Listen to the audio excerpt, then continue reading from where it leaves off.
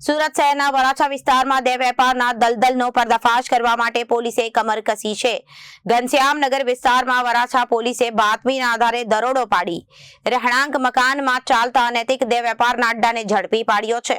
ખાસ વાત એ છે કે આ જ વિસ્તારમાં પોલીસ દ્વારા પાડવામાં આવેલી આ ત્રીજી મોટી રેડ છે। પોલીસ તપાસમાં બહાર આવ્યું છે કે મુખ્ય સંચાલિકા લતાબેન મિતેશભાઈ આ ગેરકાયદેસર પ્રવૃત્તિ માત્ર 7 દિવસ પહેલા શરૂ કરી હતી।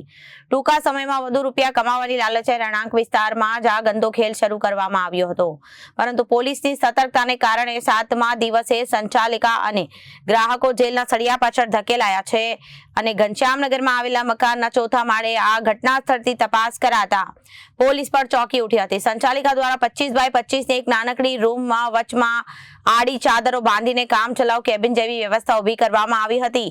આ સાંકડી જગ્યામાં દેહ વેપારનો કારોબાર ચલાવવામાં આવ્યો હતો।